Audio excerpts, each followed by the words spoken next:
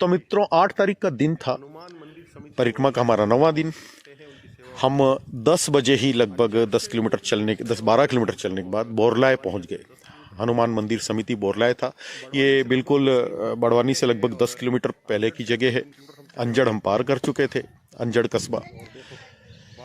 तो लगभग 10 बजे हम यहाँ पहुँचते हैं और फिर अपना सामान रखने के बाद थोड़े दर्शन करते हैं। बड़ी अच्छी हनुमान जी की यहाँ मूर्ति थी और बगल में ही नर्मदेश्वर भगवान शिव विराजमान थे। बड़ा अच्छा प्यारा विग्रह लगा, मैंने बहुत दिल प्रसन्न हो गया इनके दर्शन मात्र से। और प्रभावशाली तो थे ही निसंदेह, और ऐसे महादेव कहीं हो तो मुझे तो प्यारा लगता। मैं काफ़ी देर बैठा, भी स्तुति वगैरह की।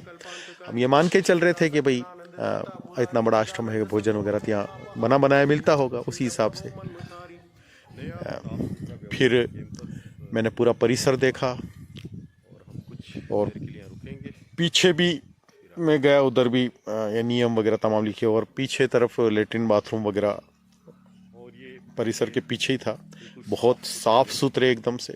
और बाथरूम देखिए बिल्कुल एकदम सब हमारे परिक्रमावासी भी फिर जगह जगह हमने वो जो हॉल था उसमें आसन वगैरह लगा लिए, गद्दे वद्दे पंखे सब व्यवस्थित व्यवस्था थे। मान के चल रहे थे सबके भोजन बना बनाया मिलेगा।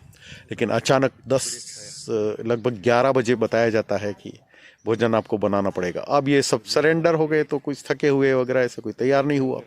अब एक कैप्टन हो, जैसे कि वर्ल्ड कप का मैच बिल्कुल विकेट गिर गए हों, वैसा मुझे महसूस हुआ। मैंने कहा उठो, फटाफट में गया, आटा छाना, जल चढ़ाया, चावल धो के डाले, इधर चावल चढ़ा दिए। एक तरफ मैंने दाल फटाफट, क्योंकि बड़ा स्टोव यहाँ पे थे, छोटे भी थे, तो ये लगभग 20 मिनट में मैंने चावल, दाल, आटा लगाना ये लगभग कंप्लीट कर लिया था। और कुकर पे धीरे धीरे बनती रही। और इसके बाद सब्जी भी हमने चढ़ी, आटा मैंने लगा दिया था। और इधर कुकर में दाल हो रही थी, चावल बढ़िया बासमती खुशबूदार, थोड़ा घी डाल दिया मैंने। चावल थोड़ा एकदम से उबालिए, उसके बाद धीमी आंच कर दीजिए, थोड़ा सा घी डाल दीजिए, जितने बनते हैं और लगेगा भी नहीं। जितना चावल उसका डबल पानी डालिए, ठीक है ना। कुकर हो तो उसमें थोड़ा कम डालना पड़ता है। और ये दाल में फिर मैंने इस पतीले में लेके थोड़ा गर्म पानी और मिक्स किया और धनिया वनिया डाल दिया। बगल में सब्जी थी। फिर माताएं आ गई, रोटी का डिपार्टमेंट उन्होंने संभाल लिया।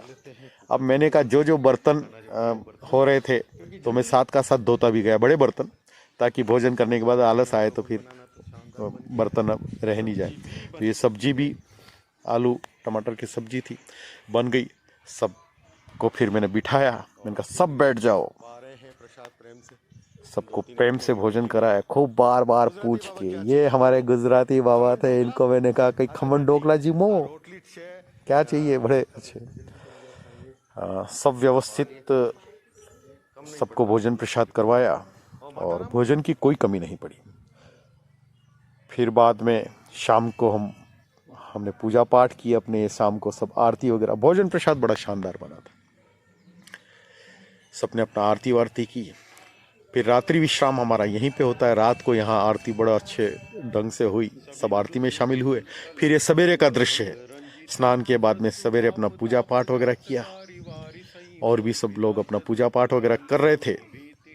और फिर मैंने महादेव का जलाभिषेक किया। नर्मदा जल हमारे कमंडल में था। मैंने महादेव का अभिषेक करना चाहिए, कुछ नहीं होता, आप जल से कर लीजिए। जल धारा से ही शिव प्रसन्न हो जाते हैं।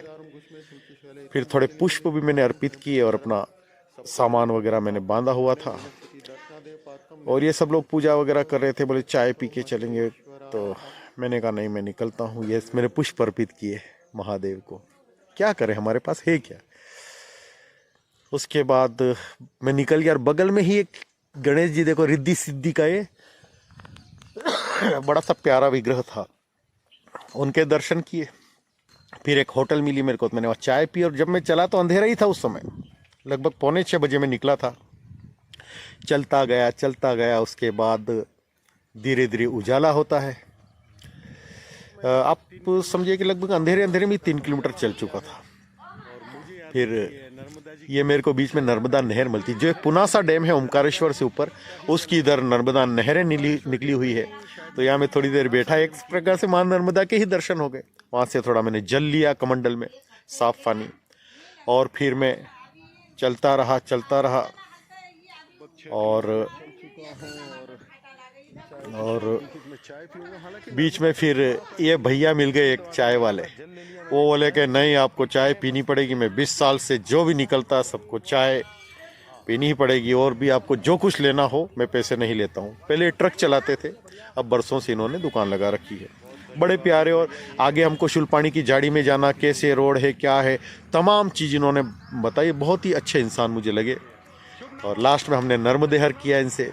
ऐसा लगा कि बिछड़े अपने बिछुड़ रहे हैं। खैर ठीक, वहाँ से फिर मैं आगे निकलता हूँ और हमारी एंट्री हो जाती बड़वानी में।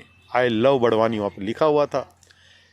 और बड़वानी में एक प्रकार से एंट्री हो गई। एक रास्ता वो सीधा जा रहा था, थोड़ा सा चलिए रे दूसरे भैया मिल गए, इनकी चाय के, बोले चाय पीनी ही पड़ेगी। मैंने कहा ठीक है। इतने में हमारे परिक्रमावासी भी आ गए, सब इन्होंने भी सब चाय पी यहाँ पे। फिर प्रेम से बड़वानी में हमने प्रवेश किया। ये रास्ते के दृश्य हैं। और बड़वानी में हम जाके रुके थे सिद्धेश्वर महादेव, बहुत ही प्रसिद्ध वहाँ का महादेव है सिद्धेश्वर महादेव। बीच में मेरे को ATM पड़ गया, तो मैंने कहा थोड़ा कैश, वैसे कैश की जरूरत नहीं, लेकिन थोड़ा किसी को देने के लिए वगैरह ऐसे। और फिर हम पहुंच गए सिद्धेश्वर महादेव। ये बीच के रास्ते में से वो सिद्धेश्वर का बोर्ड लगा था, और ये बीच बीच में बड़वानी के दृश्य हैं। और ये हम फाइनली पहुंच गए सिद्धेश्वर महादेव। लगभग ये समझिए कि दिन के टाइम ही पहुंच गए, 11 बजे के आसपास समझिए। सिद्धेश्वर महादेव परिसर बड़ा प्यारा लगा मेरे को तो। और यहाँ भक्त लोग सेवा करते हैं सब मिलजुल के। अभी कोई कर्मचारी नहीं, भक्त लोग ही बनाते, भक्त लोग ही परसते हैं भोजन प्रसाद। और यहाँ पे सब ने हमने आसन लगा दी। काफ़ी बड़ा हॉल टाइप था, ऐसा खुला ही था, पंखे वंखे सब लगे हुए हैं। भोजन बनाने के बड़े भी कोई खाना वाना हो तो सबकी व्यवस्था है यहाँ पे, बड़ा बर्तन वगैरह सब कुछ। और पीछे ही परिसर में काफ़ी स्पेस था, लैट्रिन बाथरूम भी बड़े शानदार बने हुए थे।